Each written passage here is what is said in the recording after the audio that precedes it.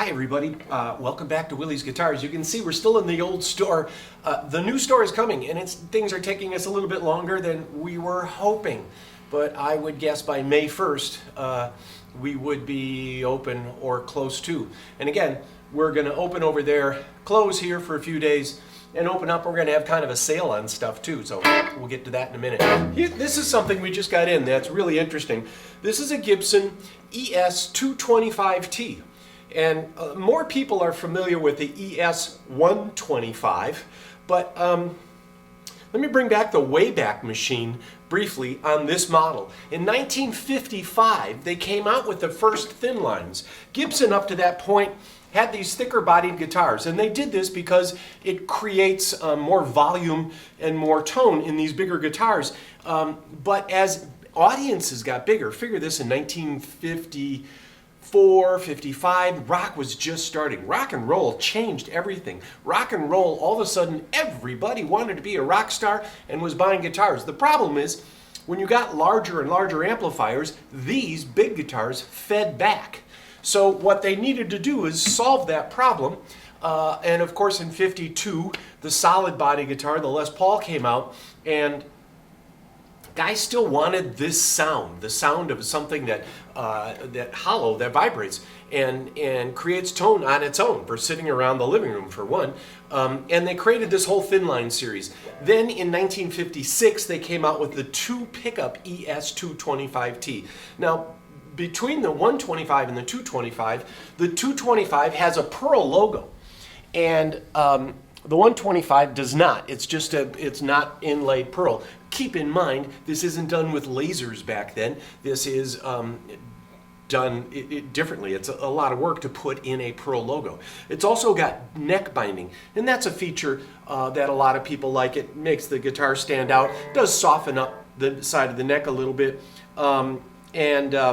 those are two big things. And they also had this Les Paul design tailpiece.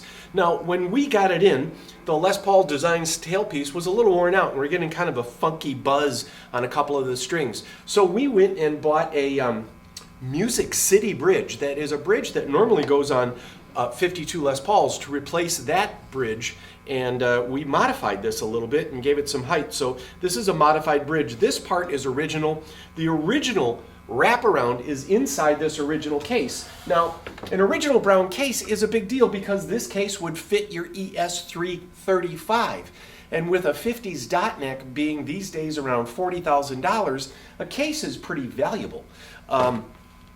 So finding a guitar like this with the original case, and also coming about 1957, Gibson went from small frets to bigger frets. Those guitars with smaller frets are less in demand.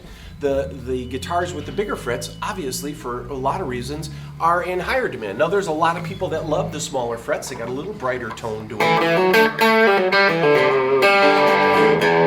But the bigger frets give you a little more ability to bend.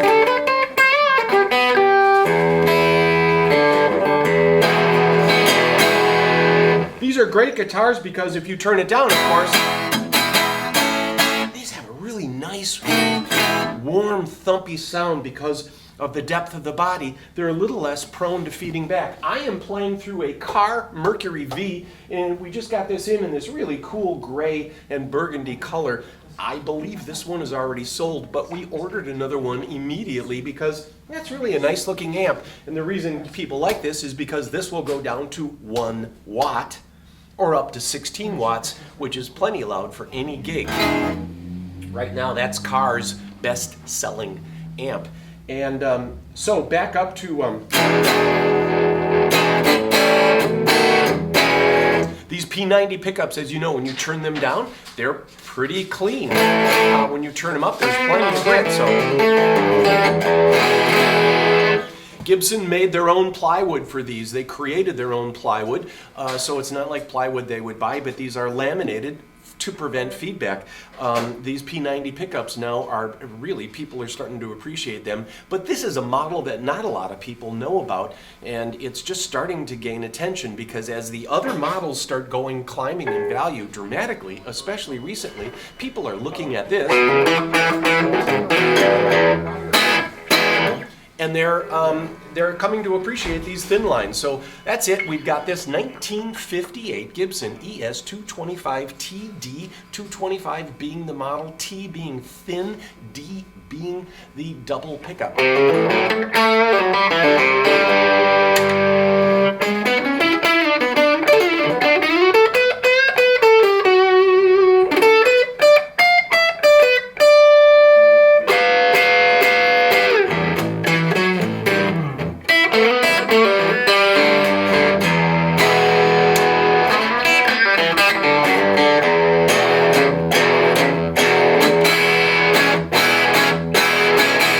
Really a fun guitar, a nice collectible, still affordable, and with a brown case with the bigger frets. Something, if you're looking at an earlier one, a 56 has the little tiny frets, those will go for a little less. These big fret ones though are the ones you want to find if you can. They didn't make a whole bunch of these. So there you go. That's it for now. Our 225T terrible video.